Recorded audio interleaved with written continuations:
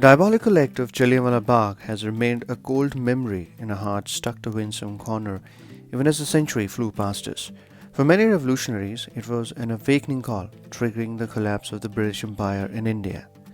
The sheer number of people who lost their lives after the army led by General Dyer opened fire at the gathered crowd, which was peacefully revolting against the Rowlatt Act of 1919, was unimaginably high. The British officials dramatically manipulated the count of deaths to suppress any prospect of rebellion.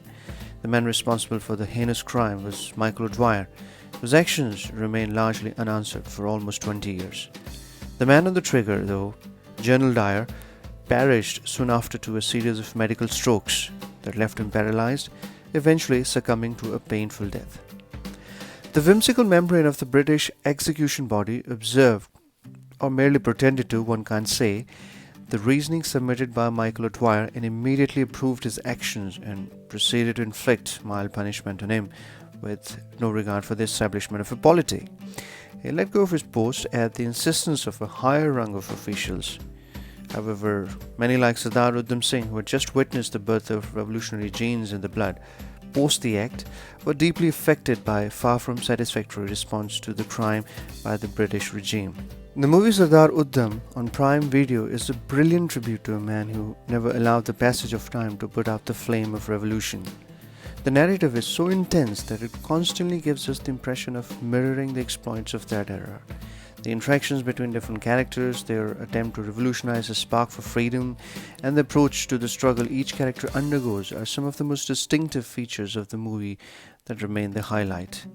The narrative technique of Shujit Sarkar thrives because it sits on realistic elements.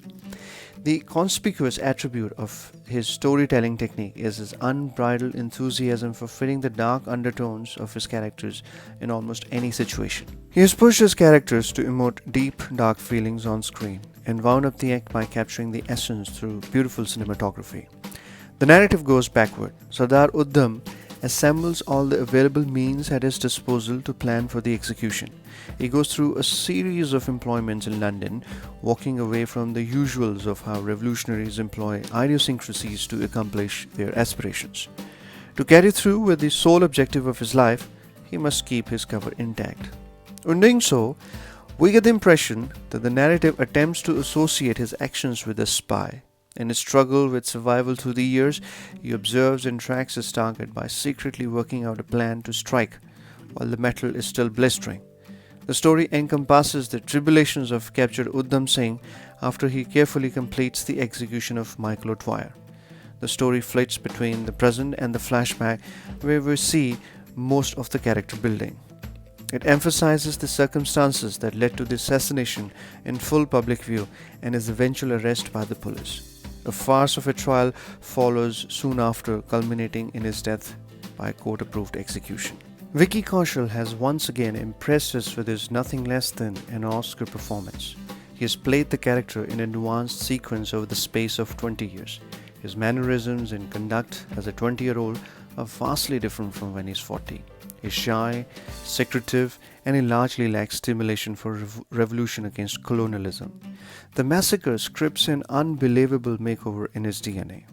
He evolves into a pit of raging anger that overwhelms with time. As he combs through the pool of blood for survivors, observing profound afflictions of horror lying about in a bundle of dead bodies, the strong ripples of the apocalypse strikes him in the core, carving a deep and permanent hole in his subconscious. In the scene after the massacre, where a visibly shaken Udham is toiling through the night, carrying the supposed survivors on a vegetable cart through dying gasps of helplessness, we all knew a revolutionary had taken birth. The brilliance of cinematography comes a close second. The created sequences draft a justified image of the pre-independence era. The compelling landscape grows to unite with the background, even as the vocals of revolutionaries chanting through the streets grow louder and louder. The camera work is astonishing. The narrative pulls up available resources to gently segue into various contexts to connect the dots of a memorable account of a great man. Each frame at a molecular level captures the magnificence of that period, be it the mildly cold and muddy bylanes of India, or the harsh conditions of Russia with bone-chilling cold, or the wet cold stretches of London. Nothing sways from the line of field of the lens. In my opinion, the movie is a powerful rendition of a person who toiled through trying circumstances to establish a name for himself in the golden leaves of history. To top it, Vicky Kaushal made sure the brilliance of the biopic reaffirmed our faith in the sacrifice of the man who rose from a humble background and turned his life story into nothing less than a legend. Vicky's performance certainly adds gravity to the role, for which he wins our applause for a memorable rendering.